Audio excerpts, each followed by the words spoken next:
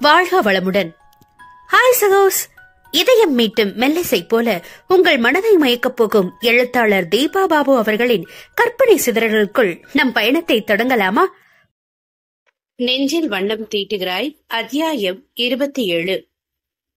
இரவு உணவை முடித்த பின், கார்பாப்பா, இன்னைக்கு பாட்டி கூட தூங்கிய நீ? நாம கதை பேசிக்கிட்டே தூங்கலா என்று சிறுமியிடம் நைச்சியமாக கேட்டார் குமுதினி. கயல் சங்கடத்துடன் விழிகளை தாழ்த்தி கொள்ள, மா என்றான் திலீப் அலுப்புடன். இப்ப என்னடா, இன்னும் 2 நாள் தான், அப்புறம் எல்லாம் சேலத்துக்கு ஓடிடுவீங்க. இங்க நான் மட்டும்தான் தனியா மோட்டர் வழியை பார்த்துட்டு உட்கார்ந்துருக்கணும் என்று மகனிடம் நொடித்துக் கொண்டார்.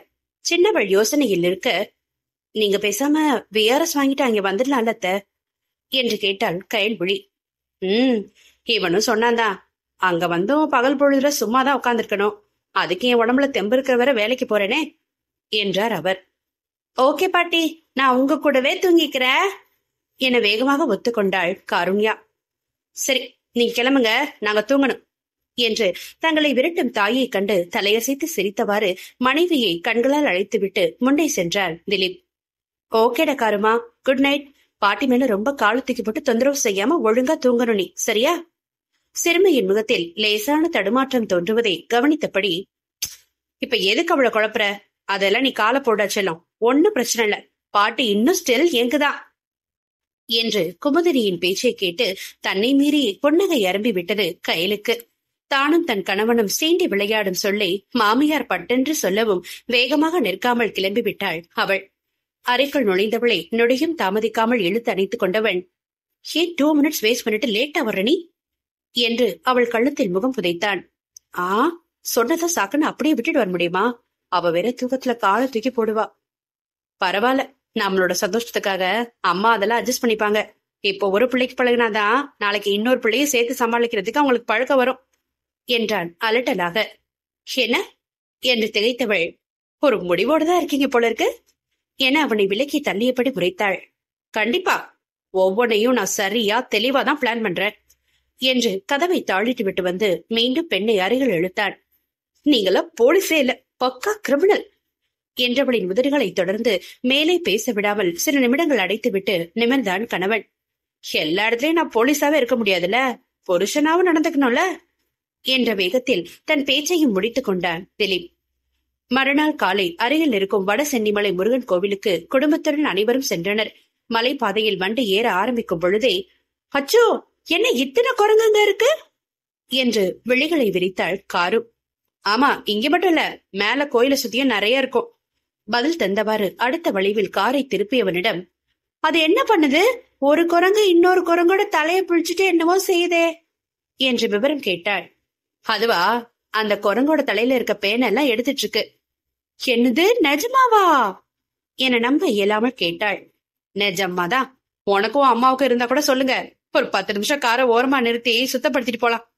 தன்னை சீண்டுபவனின் கருத்தில் சட்டென்று ஒன்று போட்டவள், ஓரமா நிறுத்தி சொல்லு பாப்பா, உன் அப்பா தலையை வேணா சுத்தம் பண்ணலாம் என்று நொடித்தாள் கயல். அதில் பின்னால் இருந்த குமுதினியும் காரவும் சத்தமாக சிரித்தனர். அம்மோ, அப்பாவுக்கு என்ன அவ்வளவு முடியா இருக்கு? அதெல்லாம் அவன் தலையில தான் ஒரு காலத்துல இருந்தது. திரும்பி அன்னையை ஒரு முறை முறைத்துவிட்டு சாலையில் கவனம் வைத்தவன், உங்களெல்லாம் அம்மானு நம்பி பிறந்ததுக்கு என்னை எப்படி வச்சு செஞ்சிருக்கீங்க நீங்க என்று பற்களை கடித்தான். சரி சரி, பாதையை பார்த்து ஓட்டுடா. வேகமாக மகனிடம் சமரசத்தில் இறங்கும் மூத்தவரை பார்த்து இம்முறை மற்ற இருவரும் சிரித்து வைத்தனர். பாப்பா கையில இருக்க அர்ச்சனை கவரை நீ வாங்கிக்கோ திலீப், குரங்கு ஏதாவது அவகிட்ட இருந்து பிடுங்கிடு, வேகத்துல கையை ஏதாவது பிறண்டிட போகுது. குமுதினியின் சொற்களில் அரண்டு போன காரு அவசரமாக தன் கையில் இருந்ததை திலீப்பிடம் திணித்தாள். வாய்விட்டு நகைத்தவன், மா, புள்ளைய பயமுறுத்தாதீங்கம்மா என்றவாறு அவளை கைகளில் அள்ளி கொண்டான்.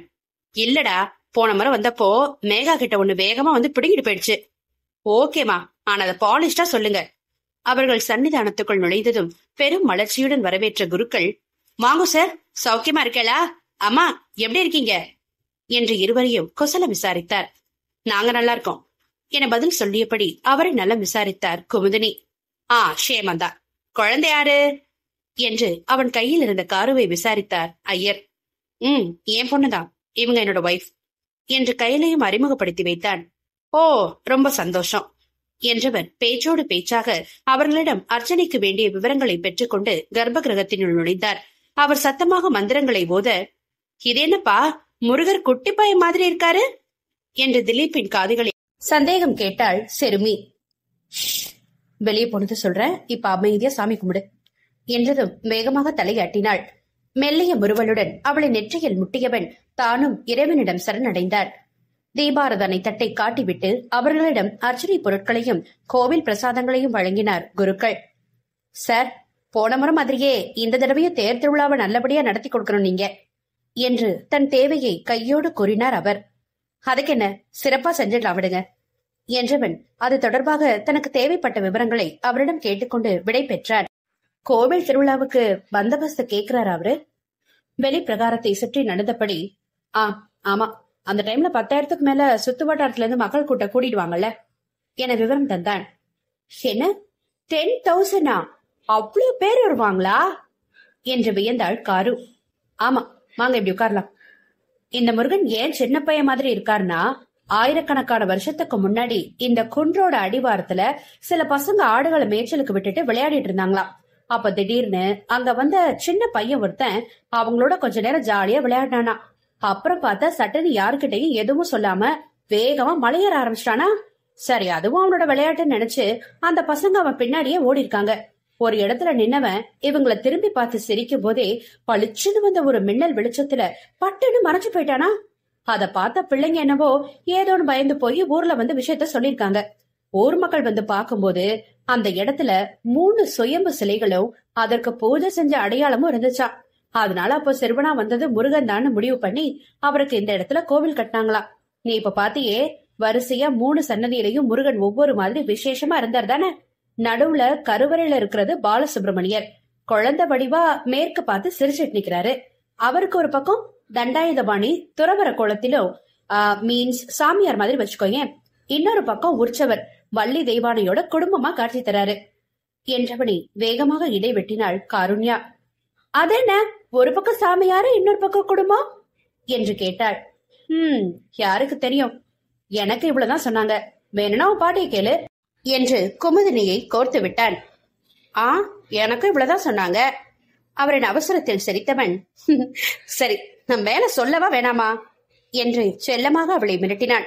ஓகே, உங்களுக்கு தெரிஞ்சதை சொல்லுங்க. கன்னத்தை கையில் தாங்கியவளின் காதை பிடித்து வலிக்காமல் திருகிவிட்டு, இந்த மாதிரி ஒரே ஸ்தலத்துல 3 கோலங்கள்ல முருகன் காட்சி தர்றது ரொம்ப அபூர்வமா, அதனால இந்த கோயிலுக்கு நிறைய பவர் இருக்குன்னு சொல்லுவாங்க. ஆரம்பத்துல சுயம்பு மூர்த்தி சன்னதியும் தண்டாயுதபாணி சன்னதியும் மட்டும்தான் இருந்திருக்கு.